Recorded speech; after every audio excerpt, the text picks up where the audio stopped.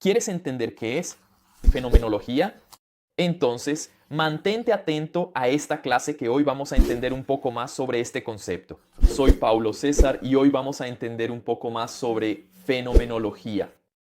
¿Has escuchado hablar sobre este concepto en algún lugar?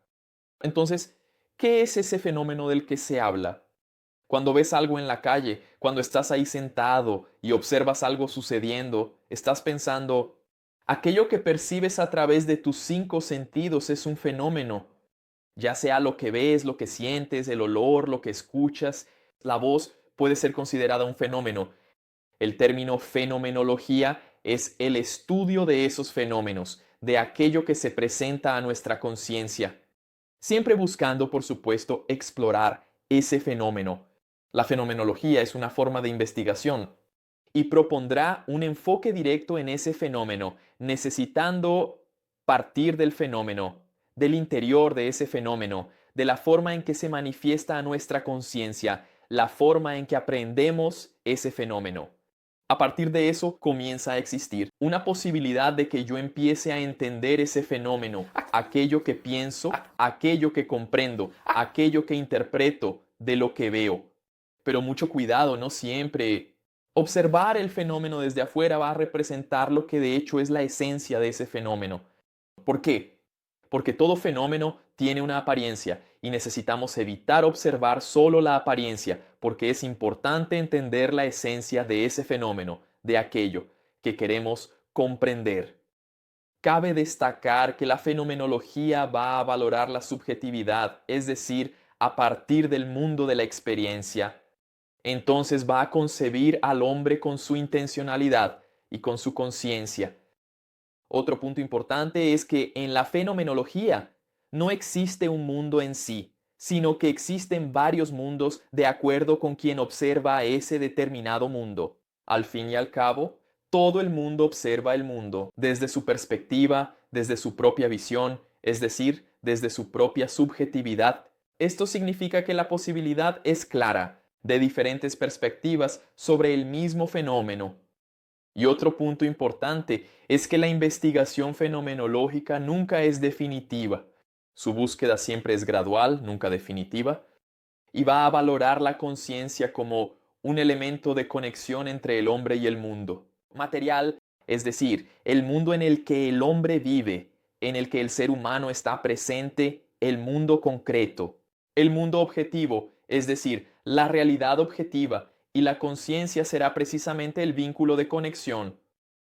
Esto significa que la materialidad solo tendrá sentido porque el hombre percibe esa materialidad. El mundo solo existe en la medida en que es percibido por este hombre, en la medida en que se presenta a la conciencia como fenómeno. El conocimiento proviene precisamente de este encuentro del hombre con la realidad material, de la manifestación de esta realidad material a la conciencia humana. Edmund Husserl comprendía el mundo como fenómeno, pero que necesita ser desvelado. Paulo, ¿qué significa ser desvelado? Significa quitar el velo, es decir, ser revelado para los humanos. Y eso significa revelar el fenómeno en su esencia y no en su apariencia.